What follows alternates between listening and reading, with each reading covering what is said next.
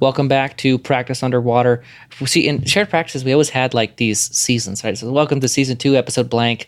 But this we need to. I think we need to have like a snazzy way of calling out these episodes. What any ideas, Matt?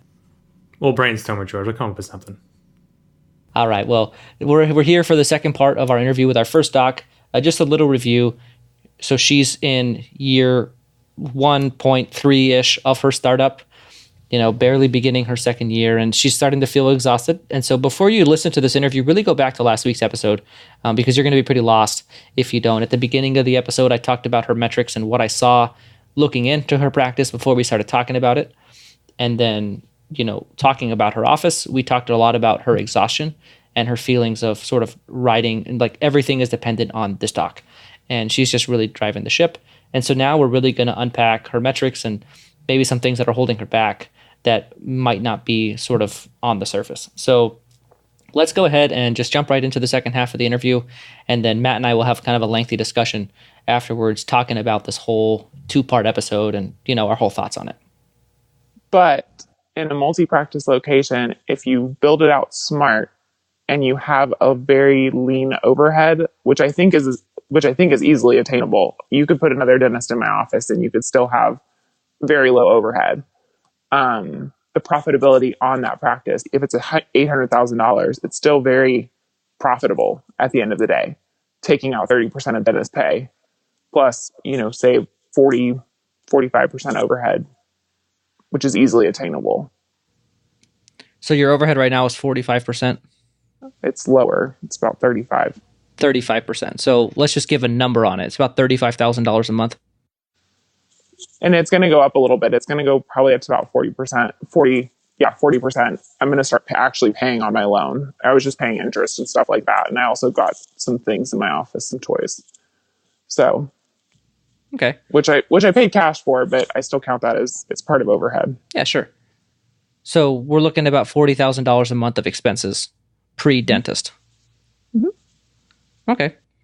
I guess the biggest thing looking at your office that I really wanted you to really own up to was that idea that, so looking at your metrics, I think there are things that if this was a solo practice, there's like a certain criteria that we look at, like what are the most important things, the dentist treatment plan size, their case acceptance, how productive is a doctor, because those are the things that are going to stay constant in that situation.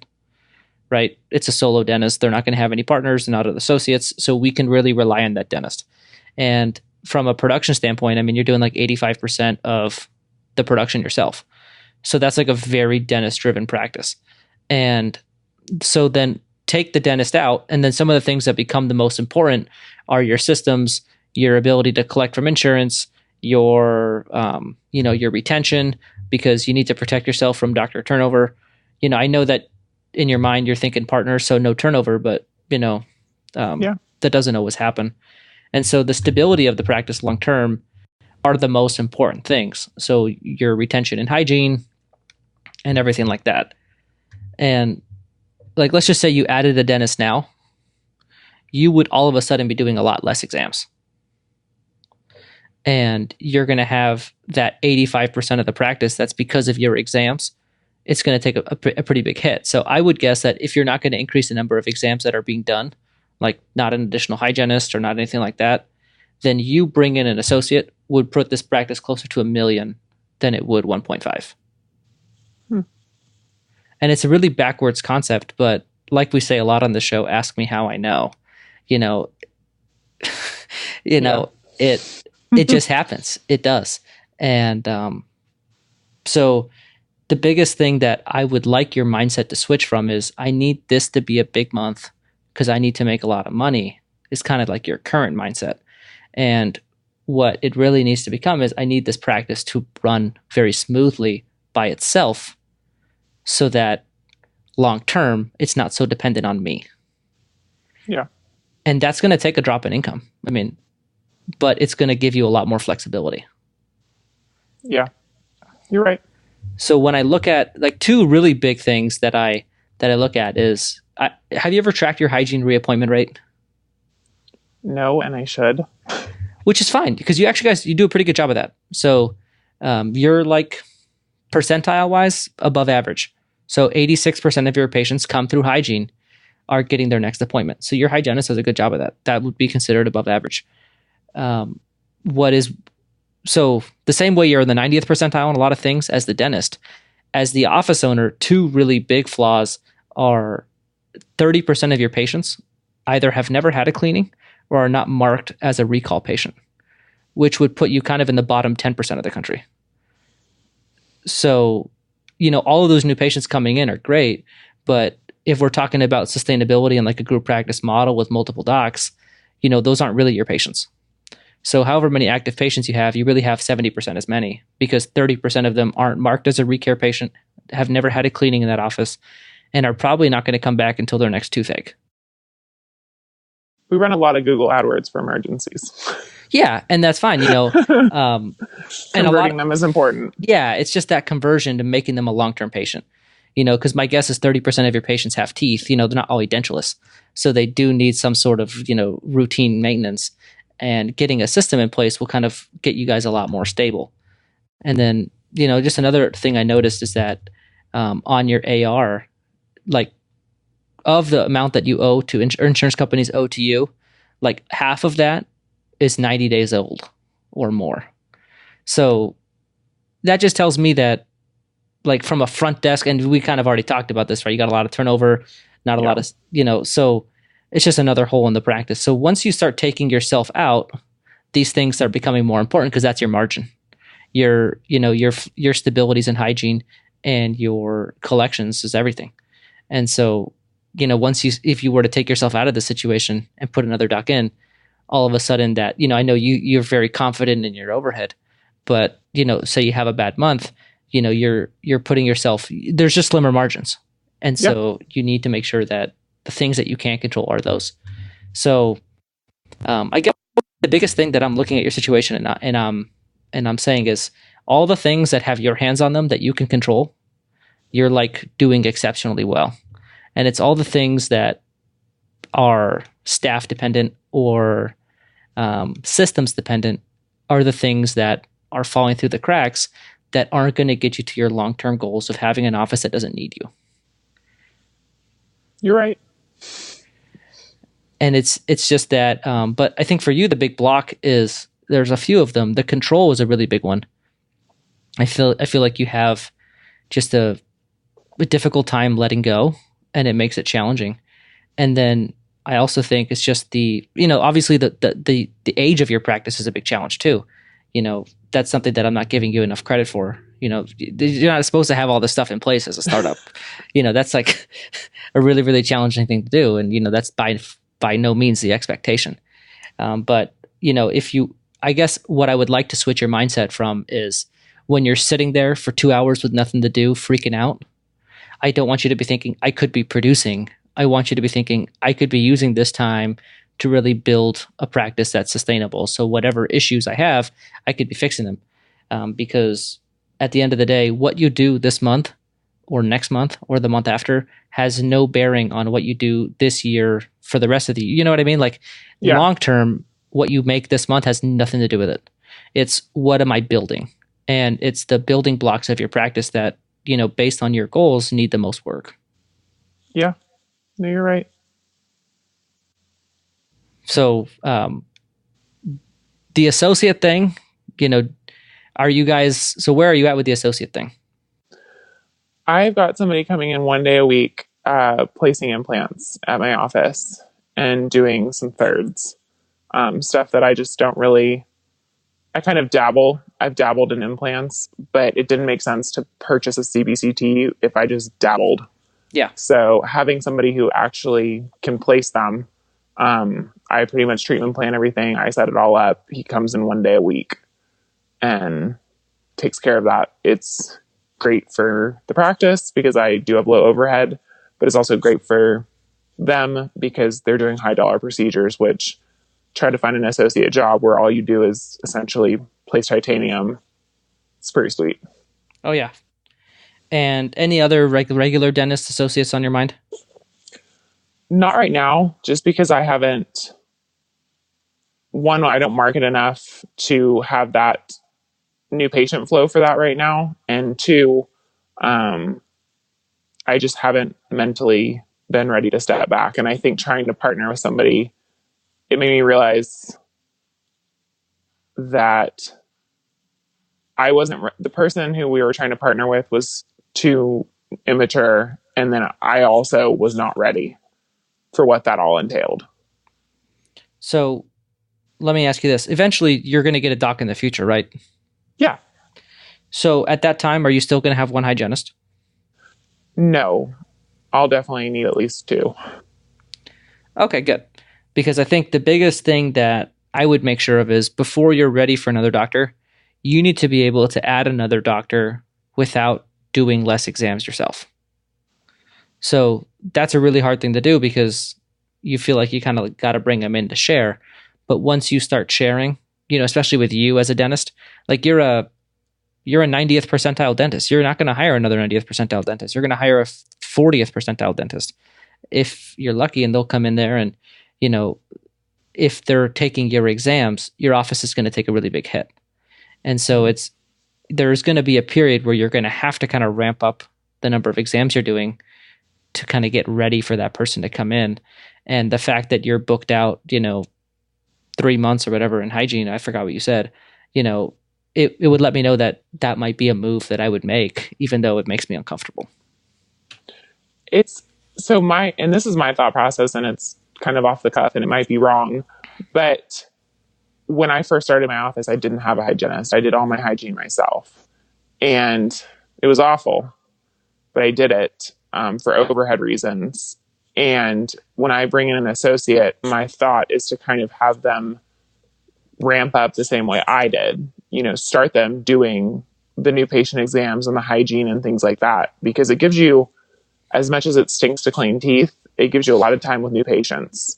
And that time is very valuable when it comes to then scheduling the treatment that they need, because by the end of that hour, they know you a lot better than just you popping in for 5-10 minutes at the end.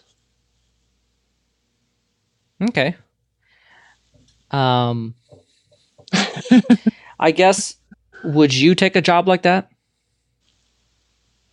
Knowing what I know now, absolutely. But being an not associate, knowing what you know now. probably it would take some convincing for sure. So, yeah, I think I'm not saying it's not possible, Yeah. but I'd like to see how good you are at convincing. I'm pretty good. Yeah, I can imagine. Yeah, so I think that would be like biggest thing I would look at with your office is I guess just the importance of just starting to think about things not in terms of, this month, this week, today, thinking about them more in the sense of, is what I'm doing right now sustainable? And if not, how do I make it such? Because you don't want to feel like, you're 1 year in and you feel exhausted, and you don't want it to be, for the next 20 years, you have to keep carrying that load. You really want to offload it to your team and have your office systems kind of carry the weight.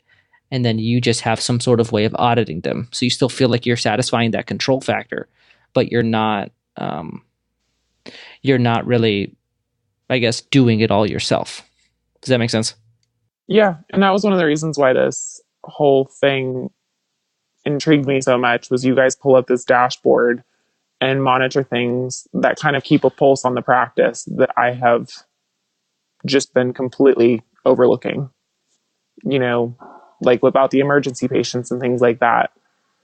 I tell everybody, make sure that we schedule these emergency patients for comprehensive exams after we've pulled a tooth or done a root canal or XYZ. But it's obviously not being implemented very well. Yeah. And I think, your instinct is to go in there and, just like have a talk on Monday with your whole team and tell them that this isn't being done. It's got to be done or whatever, but I think, I just think it's the system. Something about the system isn't working, and it's not necessarily the team. Yeah. I think it's because people are just doing what the system is like. If there's no system, then they're kind of just doing whatever. But if you guys have some sort of way of knowing and making sure that it gets done, then it gets done.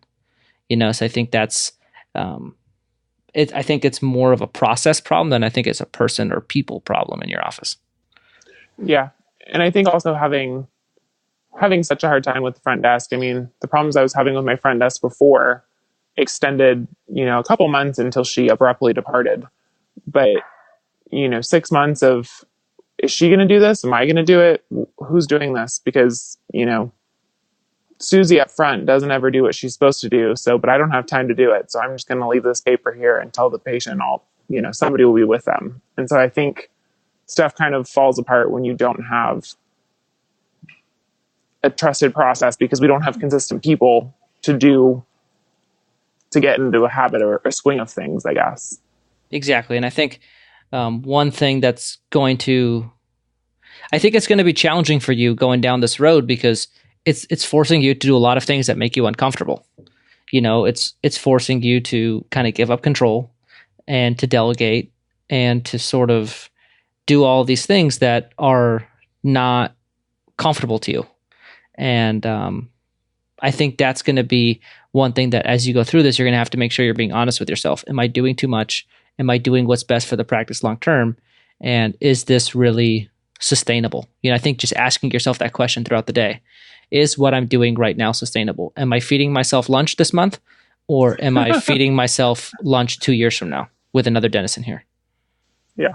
And I think kind of keeping that filtered through all your actions throughout the day will really make it, I guess, I think it'll really allow you to be honest with yourself on, am I really growing the practice or am I just growing my income? Because I think those are two different things. So for the goal of growing the practice, what would you see?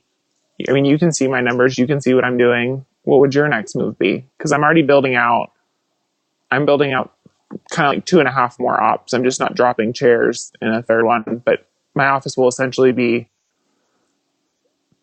3/4 built out. So it'll be, because right now I'm limited by chairs. I only have 4 chairs, and my hygienist kind of flops between 1 to 2, and I flop between 2 and 3. Before we get back to the episode, I wanted to take a minute and thank Practice by Numbers. Without their help and allowing us to set up the shared practices dashboard, a lot of what we do on Practice Underwater wouldn't be possible. I want to take a minute and highlight a clip from the episode that we did with Rohit, where we highlighted some of the metrics that really matter most.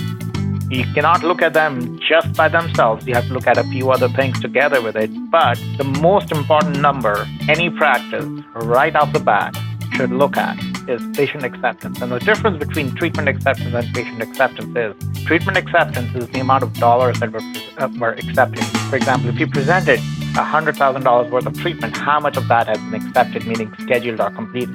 Okay. So in this particular example, if $100,000 was presented, $55,000 was accepted, or either scheduled or completed. But the second part is 72%, which is the patient acceptance. What this means is that if you presented $100,000 worth of treatment to 100 patients, meaning $1,000 per patient, 72 of those patients scheduled some aspect of that treatment. Looking at patient acceptance is the absolute best way to go. I hope you guys enjoyed that clip. If you guys are interested in trying out Practice by Numbers and looking at your practice through the Shared Practices dashboard, and there are many other dashboards, you can go to practicebynumbers.com and set up a free trial. So I know you're going to hate me when I say this, because you don't like overhead, and but I would add. So your front. So what are like the two bedrocks of the practice? It's your front desk and your hygiene department, because your hygiene department is the one thing that it produces for you when you're not there, if you have another associate there, and it. I know you want the associate to walk in with a bunch of new patient exams on their schedule and do all the cleanings, but I would much rather have a hygiene department that I cannot sustain the number of exams that are being done, and I need an associate in there to come in and do all of these exams with me and produce a lot more. So my next move would be solidifying my front desk systems and then getting another hygienist and organizing my hygiene schedule. I think... I mean, I didn't say this when you were talking about it, but I think the way that you schedule your hygienist, you said you didn't want to burn her out. I think if we're going to make it sustainable, repeatable, and really focus on producing a lot more in hygiene, then I would probably also work on that.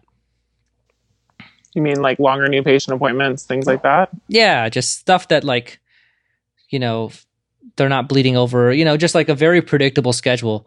And, I know that kind of goes against your fear of overhead where you don't want to like pay her extra for that new patient appointment, which I get. But again, I'd ask myself, is that just me making money this month, or is that me building something that could really last? And, if she feels like the 60-minute thing could last, then, great. But I think like a fully assisted hygiene model for you might be better, because I don't think you're ever going to get comfortable with the idea of paying a hygienist to be there for as much time as she needs to be. But you could sort of do a more assisted model, which will alleviate a lot of that stress from her. It's really not even the overhead of an hour and a half new patient appointment that bothers me, because every once in a while, if she's got like a weird blurb in her schedule, I'll just pull down those hygiene appointments. It's how 90-minute appointments kind of muddle her schedule, because she's got, it ends up just making everything completely off. And so then it's like she's got a 9:30, but then she's got an 11, and it just kind of throws off the whole time. Because like my biggest thing is just make it easy for patients to come in, and it's so much easier to just know that on the hour, every hour, it's a new appointment, versus like, Susie Q's at 90 minutes here, and then she's got a new patient child that's 60 minutes, and then she's got a recall child that's 30 minutes. It just, everybody just gets an hour. Yeah, and I get that. And I'm not saying that that's like, I like the less fragmenting in hygiene myself as well. So one thing that we do in my office is we'll do 30 minutes on my overflow column and then 60 minutes in hygiene. That way, by the time the patient gets to hygiene, x-rays are done, everything's charted, and, exam is done with the treatment plan, and then they go into hygiene. Or you could not do the treatment plan until after hygiene. But just like even that would also solve your problem of the 60-minute appointment that you prefer, but then also, making it easier on your hygienist. So I think there's a lot of ways to do it. And I don't think that one or the other is right. I think it just has to be right for your practice. But I would just, I guess if you're asking me what I would do, I would look at my office and I would start building things that can last. And right now what you're doing is great, but it's not sustainable. And, you're sort of the biggest reason why it's doing well.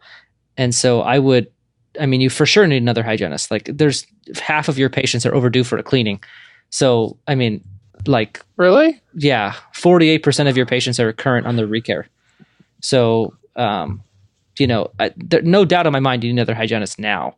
But it's just a matter of, you kind of getting over that objection to that idea. And then, another hygienist coming in is also going to kind of accentuate all the issues going on up front.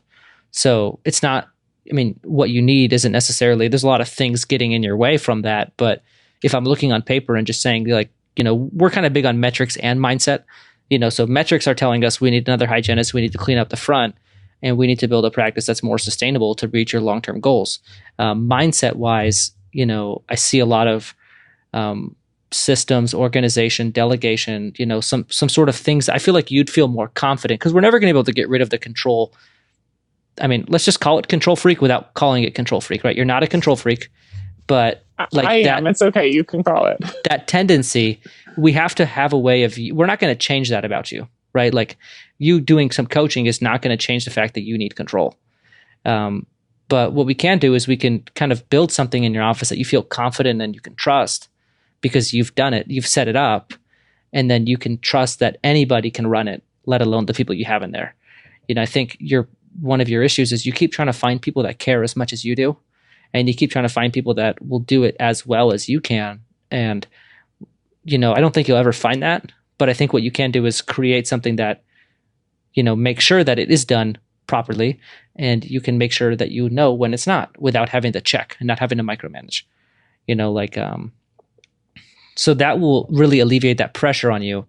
And, I would love it if like you could get your office to the point where it doesn't exhaust you, and then you can reevaluate your goals.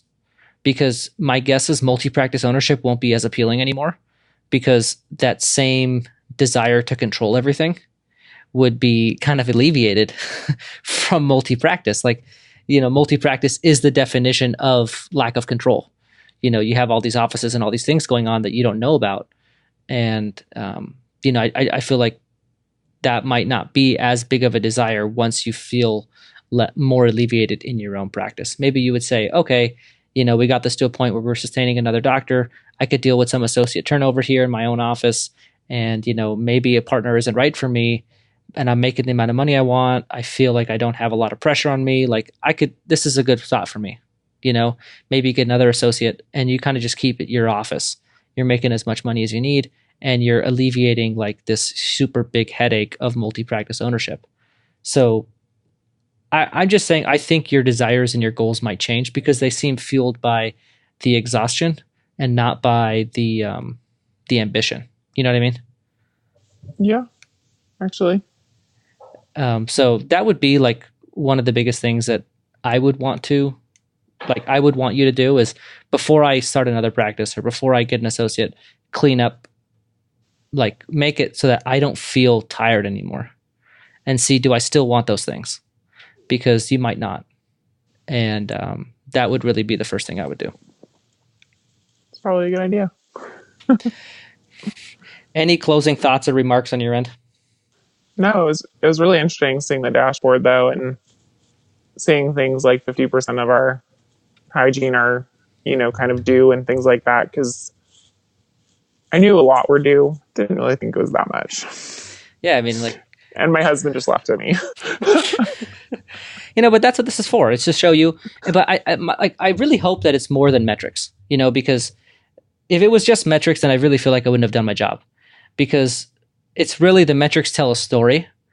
And then it's, your mindset and the things that, you need to kind of move past to kind of growth. You have to go through some discomfort. You have to head towards some discomfort to really solve the metrics. And the metrics kind of give us a little picture, and then you need to go and figure out what about me is causing this and how do I fix it. And I think it's so much more than, just numbers. It's really, the things that hold us back, our fears, our desires, and, kind of like deeper stuff. And I think that's my favorite part of this. And so I hope that, I hope that came across as well. Yeah. I mean, walking through point A to point B, all the way to, down the line, I never realized how in opposition my actions were to what I purported were goals. And I mean, it's true though. I mean, you kind of go through and you go through exactly why do I do what I do? Why do I bust my butt so hard? And right now, it just certain circumstances have made me want to really do XYZ when in reality it's not at all sustainable. Yeah, and I think it's just like if I want you to take away one thing from our time today, it would be that idea that me having a big month, let's just say next month you do 120. Your practice is no further along in your goals than it is right now. And I think it's internalizing that concept is very challenging because you feel like I'm doing 100. We're at 1.2. Then I'm 1.3. Now I can get an associate at 1.5, And the reality is that's not how it works because the bones of your practice are the exact same. You're just doing more, and that's not something that will transfer. That's actually exactly what happened when we were bringing on a partner. We were trying to figure out a way to value the practice. And of course, it's mine. So I was like, it's worth this. Can't remember, but it was not worth that. and my husband was like, it is not. It's worth this. And I was like, he was like, if you were producing this, then you could say it was worth that. I kid you not, the next month, it was worth that. Yeah, right? But the practice didn't change. Yeah, exactly. You did. Yeah, and I can't believe I just told you that. Why? Totally anonymous. Totally honest. Yeah, that's what we're all about. I mean, shit, it's funny because in my office, we have the exact opposite problem. I'm the problem in my office. It couldn't be more apparent. We're at almost 50% hygiene, and it's we have just great systems and great insurance and we collect more than we produce every month. And everything is humming on that end. It's just, they can't get my butt to do anything, and it's that's the biggest problem in my office. For you kind of have the opposite problem where you can't sit down and, it's, And That's so, my personality, though. Like, I never sit still, ever. which is fine, but like, then you need to be at the office less and you need hobbies, like you need to manage it. Like, obviously my personality is not like the super chill, easygoing person that doesn't try to accomplish anything, but at the same time, as a dentist, I am like, I'm an aggressive business owner, but a lazy dentist. That's kind of like my internal battle all the time. Like the business owner in me is looking at me like, dude, you're not doing what you're supposed to be doing. And the dentist is like, well, I don't want to, And for you, the business owner and the dentist are very much the same person. It's the business owner is just not making the dentist's life easier. And I think that's the hard part, is that the dentist is exhausted. Yeah. I'm a slave driver for sure. Yeah. And, I want you to, like, if nothing else, just don't believe that if you do more, you're getting any further along. Because if you do 160 next month, you do not have a $2 million office. It is still a $700,000 office that did $2 million 1 month. I'm going to send you a message, George, right when I do. And that's fine. You'll do it. And I'm going to tell you the same exact thing. I'm like, you're going to be 5% hygiene, but that doesn't mean anything. And so, I think it's just that mindset of, like, everything you're doing right now is so income driven, and your long-term goals are so passive. And that's so much more, the infrastructure is so much more important. Yeah. And I want you to really recognize that and start working on your infrastructure, because that's what really needs all the work. Yeah. Thanks, George. You're welcome. And, we just broke you down for an hour. So I would like to I would like to end on a positive note, because no, I think it's important, because, like, I just totally smashed everything, and that's not what I try to do. It just is what I did. And so I want you to, like, think back to when you first started this office, right? What were your biggest fears? And nobody would come. Okay. And a hell of a lot of people came. Yeah. And, too many. Too many. So, like, what problem do you want? Like, that's a great problem to have. And, think about, did you think you'd be making as much as you make right now? No. How much did you think you'd make? I mean, half that? Yeah. So a year and a couple months or whatever after opening a scratch start, you put yourself in a situation where you're making twice as much as you wanted to, and you have way more patients than you could ever need. So I do want you to take a minute and recognize just how awesome you are, and that is, because that's just as important as anything else. If we're always looking forward and not ever taking a minute to take a step back and see how far we've come, you're never going to be able to enjoy everything. Yeah. That's awesome. Yeah. I find that I kind of reached this point in my career where, everyone has this number in their mind, right? Like, when I make this much money, I've made it, and it happened really early for me where I made that much money. And I'm like, I feel like crap. Like, this isn't enjoyable, because I just felt like now I have to make that much money or more every month for it not to be a bad month, and I find that a lot of the times, we think, when I make this much money, I'm going to be really happy. And I find a lot of the times that's not the case. And so for anybody out there that's doing a startup and is like, wow, this girl has all of her problems solved because she's making X, or she's at 1.2 after a year, I think she'll be the first to tell you that's not the case. The grass isn't always greener. Yeah. I mean, did you think that when I hit over 1 million, like, all my problems are solved?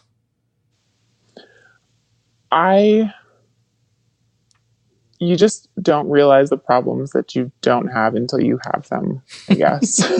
And it's not a problem. I mean, I'm so grateful for my office, and I'm so grateful for the freedoms it affords me. And I am so grateful that I have patients, and that I have a team, even if sometimes they drive me insane. But at the same time, they're some of, like, the biggest stressors. I've had the most stressful times of my life since opening this startup, and in the process of opening it. But I've also had some of the most rewarding. Yeah. And I think, for me, it was a lot of, like, I didn't realize how much making money doesn't make you happy. Yeah. Did you realize that too? Yeah. And I guess I think my problem is I still think I'm like, well, if I do this, I'm still in that stage where I'm like, well, if I do this, maybe it'll do.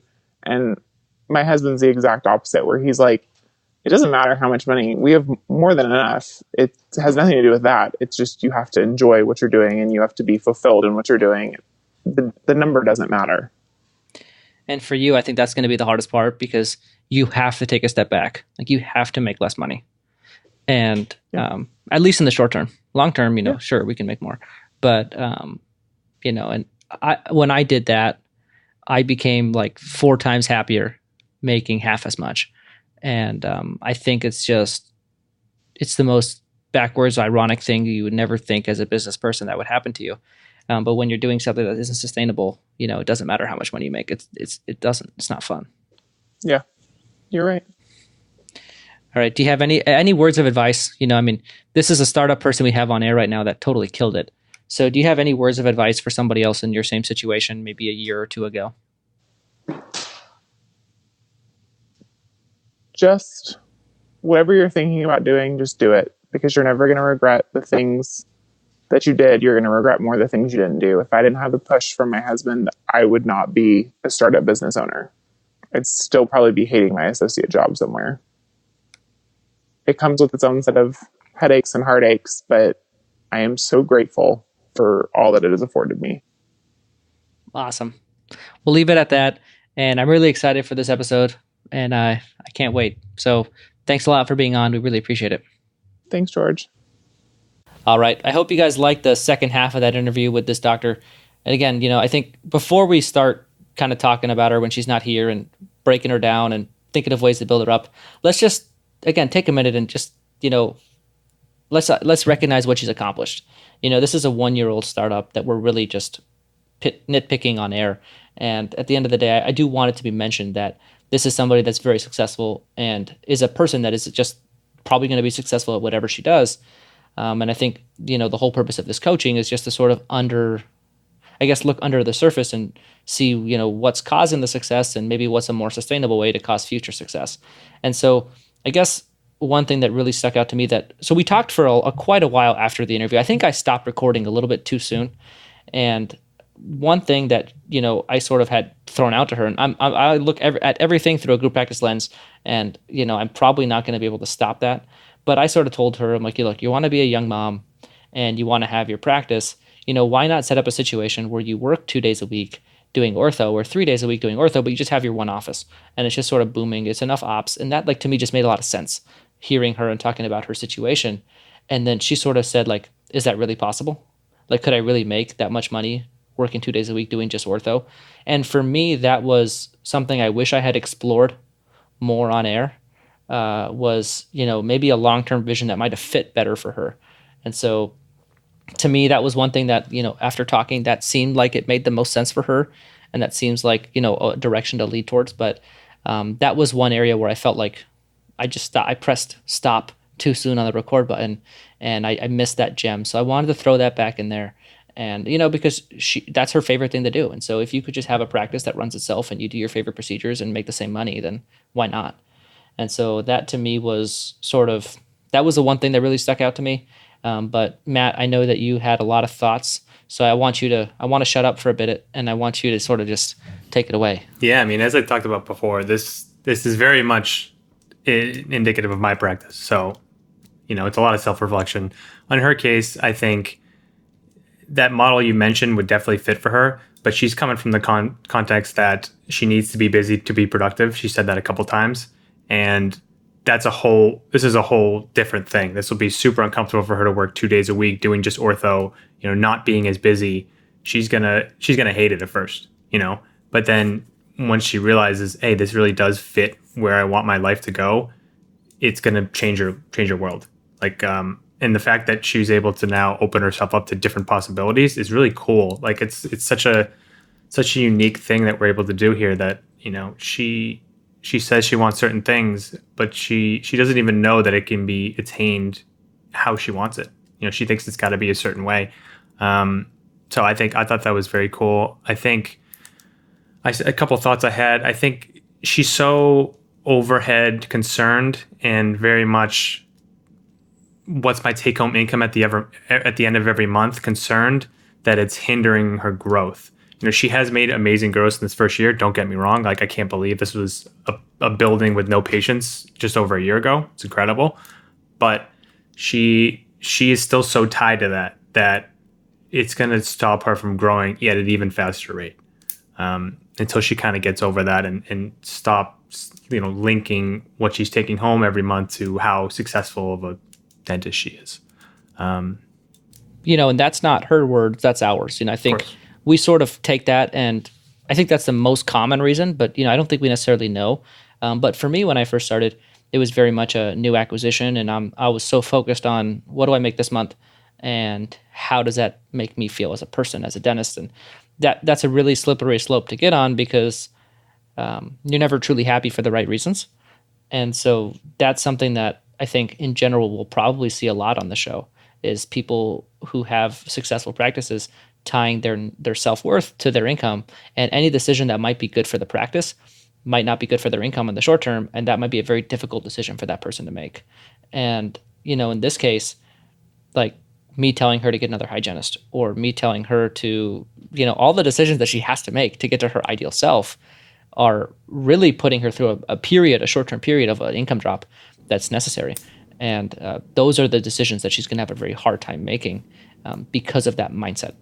Yeah, and it's like you've said in past episodes, George, of the wringing the towel. Like she is resistant to getting to the point where that towel gets inflated with more and more water, and she's not wringing it, and it's just getting heavier and heavier. But then it's going to get to that point where she's able to really wring that towel, and there's going to be a lot more water in it than there was in the beginning. So it's a mindset shift for her. So let me take that metaphor out of the analogy for a second, because I wasn't quite following.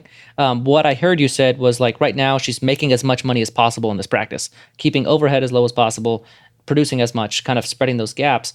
But she has to take a minute to sort of leave money on the table month over month, and then get to a point where she can then maximize profits at a bigger office with less of her effort and make a lot more money than she can now. Is that sort of what you were saying? That's perfect, George. Very astute. So the other thing that I really saw was, as a leader, I think there's a lot of growth to be had to sort of get to where she wants to be. And I think Matt and I both, through our year of coaching, have both really grown as leaders. And for me, I think that's the most underestimated thing. Like, there's no leadership metric. I wish there was, like 33%. It's like, oh no, you're a bad leader. But like, the reality is, to get to where she wants to go, as a leader, she really has to grow. And so what did you sort of feel about that? I think, especially in the beginning of the interview, I heard a lot of paranoia. The fact that she's the only one who's putting through EOBs. She says a few times that she hasn't found someone she can trust, that no one wants to work hard from someone else. It's human nature. There's a lot of this scarcity of that she can't find people on her side and on her team, and she has delegation issues, and she's just a little bit much of a one-woman show, and that's leading directly to the exhaustion. So that's kind of her gap as a leader, is her delegation, her trust, her belief in people, building a team. That's where her practice really grow, when she makes growth in herself in those areas as a leader. And I think the idea that you're going to find a different person who's going to care the proper amount as you do is a mindset shift that I would like her to have. That, and that's sort of why I asked her about the associate, where she was like, I want a partner because an associate doesn't care, but a partner will be just like me. And I sort of asked her, I'm like, do you know anybody else like you? And then she sort of like, well, no. I'm like, okay, so what do you think the chances are that you're going to find a dentist like you? And the reality is, all of our staffs they don't care about the office as much as they care about, that's just human nature. It's not their office. How could I expect that of somebody? And I think it's so then how do you mitigate that? And I think that really comes into the organization, the systems, trusting your processes. And so if I have an auditing mechanism where I look at a KPI, for example, a key performance indicator, and I say, okay, this is getting done, then there we go. Like, that's my need to control is there. So I feel like for her, it's going to be a lot of trusting the systems in her practice and her auditing mechanisms to know that it's being done good enough without having to do it herself. And I think that's are we ever going to be able to, with coaching, like take the need to control out of it? I don't think so. But we can put that control in a way where it's healthy, right? Like she has a mechanism to sort of have that control, but also not be unhealthy in her habits of doing everything herself and sort of not trusting her team and having turnover and all those things. Yeah, and it's just it's a balance that she'll have to find to strike, and once she does, it'll really serve her. I think also too, she had this context that she needed because she didn't have kids and she was young and had more time. Than she had to bust her ass now and make as much money as possible now before she got to this point where she had kids and suddenly she can't do that anymore. And I think she's kind of closing herself off from the possibility that she could have it all. Like she could have a great income and not have to kill herself.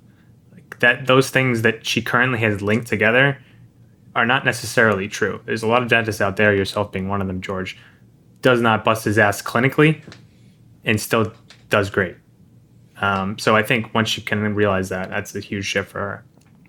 Yeah, and I agree. I mean, I think it's going to be one of those things that, a lot of the things that, and that's sort of what I had talked about at the beginning of this outro about that ortho situation, like once she realizes that's possible and like truly believes it and understands the road to get there, it's going to totally change, because, and I also think it's I think there's a little bit too much overhead concern, like, again, it goes back to, like, I don't know if the joke was funny or not, but I sort of threw this joke out there where like, you're trying to give yourself lunch today, and I laughed at that. That was a good one. Yeah. Okay. Yeah. Well, see, That landed.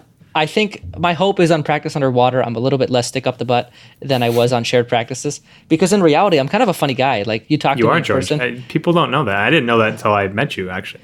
But the reality is, I do have a sense of humor, but I always try to, on Shared Practices, to really temper that and not let it show, because I always felt like you were there for the content and not the person. But on Practice Underwater, I'm very much going to embrace who I am and how I am as a dentist and let my biases really influence my opinions. And so, yeah, I mean, I felt like she was so, the overhead thing is so like, I need to make as much money as possible this month. And it's so like getting lunch today mentality. And you're never going to get long-term growth and goals of like a passive business with that type of mentality, because you have to invest in your business and you have to take profits out to grow it and to stabilize it. And I think that's sort of the big thing is, the one thing that I didn't explore on air was there's something under that overhead aversion that needs to be addressed. And that's a big mindset shift that needs to happen if they're ever going to take that step to going to where they want to be. And a lot of coaching is we look at the metrics and we realize what is the proper decision. Now we got to convince the person to make the decision, because there's a reason why the decision hasn't been made already. Like half of her patients are overdue for a recare and she does not have another hygienist. And then she very firmly told me in the interview, I am not getting a second hygienist. And I told her, you need a second hygienist. And, so there's a reason why she hasn't done it. And that reason is still there. And I show her the metrics. And just because 50-something% of her patients are current on their recare, that's not going to do it. We need to unpack and get under it. And that's sort of like, I think that was a great example of, and I will not stop talking about hygienists on the show. I think if there's an episode where I don't talk about a hygienist, then it probably, it's not my cup of tea type of practice. But the reality is that there's something there that needs to be unpacked. And that's what I hope, I don't want to be seen as a numbers person without mindset. I think the numbers key us into a mindset, and then we fix the mindset to fix the numbers. I really feel like that's the process. And for her, my hope is that you see a lot of the things, the leadership, the overhead aversion, the, lunch today versus lunch next year mentality that is really going to break through and allow her to truly live her best life. And, I think this was a really great episode to show a lot of the link between metrics and mindset. Yeah, and the mindset and the metric shifts are all based on what she says she wants. So, this could be a perfectly great practice for someone who wants this type of practice, but she wants something different, and this is not getting her there. So everything is based on what the person wants. That's kind of the only reason for these mindset shifts is because she's not where she wants to be. So that's why the mindset shift needs to happen. And I don't want to say that I'm pigeonholing everybody in a group practice, because that's not the case either. Like I got, Ike was on before this episode, before You'll this never two-part pigeonhole series. me, George. Yeah, so Ike is a solo doc, and he's asked me a bunch of times about an associate, but he loves being a solo doc, and he loves driving the office, and he loves the clinical work. Like, he just loves that. So for him, that's what energizes him.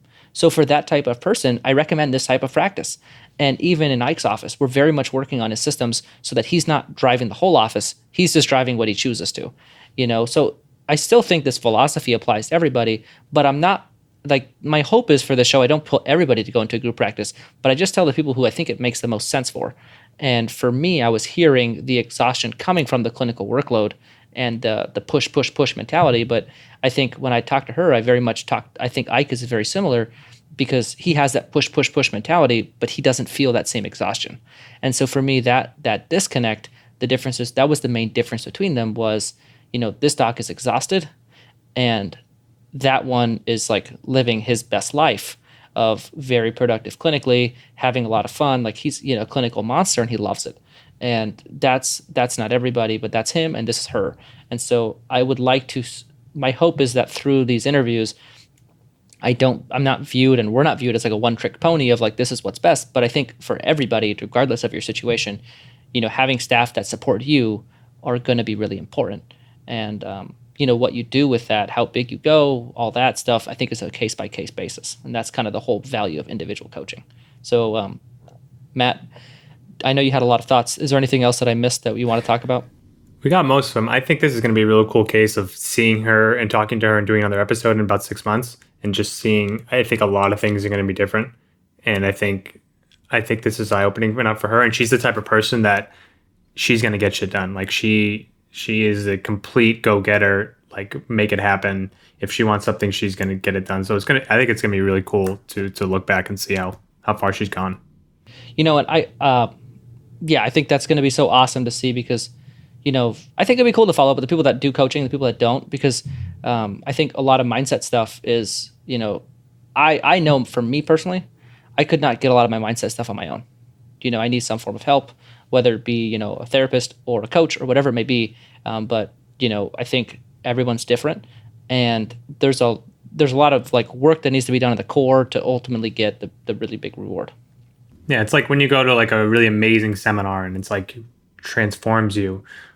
It's easy to lose momentum when that weekend ends, and now you're just back in your normal life and your normal patterns and your normal thoughts. And without that kind of regular interval of check-ins, it's hard to keep that up. I know for myself, I can't do that without it. I need someone on my side kind of more regularly than just kind of one-time deal. So anyway, I hope you guys enjoyed this first 2-part series. We'll be doing this a lot, and give us feedback on our Facebook page or us personally. Thanks for listening to another episode of Practice Underwater. If you want your practice to be featured on the show, you can email practiceunderwater@gmail.com. That email is in the show notes. And if you're interested in coaching services from Matt or myself, you can go ahead and send us an email. Our emails are in the show notes, and we'll get back to you promptly. Thank you once again for listening to Practice Underwater, and we'll see you next week.